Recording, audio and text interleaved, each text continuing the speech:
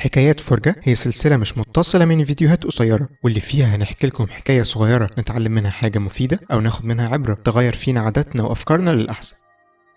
في 1867 جون روكفيلر حجز تذكرة القطر المتجه لبافلو عشان يقضي الأجازة مع أسرته. كان من المعروف عن جون إنه منظم جدا في حياته وفي مواعيده، لكن لأول مرة في حياته اتأخر عن ميعاد القطر عدة دقايق بس، وللأسف ملحقهوش على الرغم من إن شنطه كانت على متن القطر بالفعل. كان من الطبيعي إنه يتضايق جدا، خصوصا إن مفيش قطر تاني رايح لنفس المكان لحد نهاية الأجازة، إلا إن زعله ده اختفى فجأة بعدها بساعات لما جات لهم أخبار عن حادثة كبيرة تعرض لها قطر محمل بالركاب، واللي تبين بعدها إنه أسفر عن وفاة 50 شخص بعد ما العربتين اللي في آخر القطر اتحرقوا. والناجي الوحيد من العربتين دول هو جون روكفيلر اللي بمعجزة نجا من موت محتوم كان هيلاقيه لو لحق القطر في ميعاده.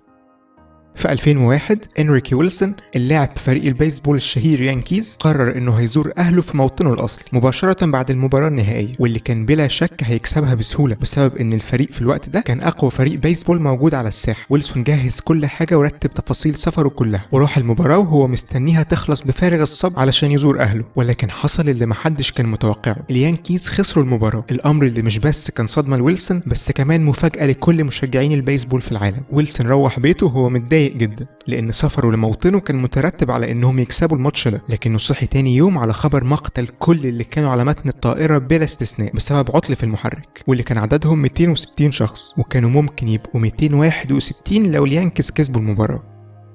أنج لي شاب تايواني كان حلم أهله إنهم يشوفوه بيدرس في الجامعة الوحيدة في تايوان، واللي كانوا معتقدين ساعتها إنها هي الطريق الوحيد للحياة الكريمة. أنج فشل في الالتحاق بالجامعة بسبب سقوطه في الامتحان بتاعها مرتين على التوالي، وعوضا عن ده دخل مدرسة لتعليم الفنون المسرحية والسينمائية، واللي بكل تأكيد كان خيبة أمل كبيرة لأنج ولعيلته كلها. النهارده أنج لي واحد من أكبر المخرجين السينمائيين اللي نعرفه، واللي أشهر أعماله هالك الرجل الأخضر ولايف اوف ذا باي. اللي عايزين نقوله من ورا القصص دي واللي في الغالب انتوا فهمتوه خلاص، ان ساعات كتير رغم انك ما عملتش غلط او تقصير الامور مش بتمشي زي ما انت عايز، لان ببساطة اللي انت عايزه مش هو الخير ليك. الموضوع هيبقى اسهل بكتير لو بس عملت اللي عليك وسبت ربنا يدبر لك طريقك بعد كده. دايما وابدا تدبير ربنا بيبقى احسن من اي مسار تاني. شاركونا في الكومنتس افكاركم واقتراحاتكم للفيديوهات اللي جايه. كمان اكبر مساعدة ممكن تساعدها لنا انك تعمل شير للفيديو ده مع اصحابك. نشوفكم الفيديو الجاي.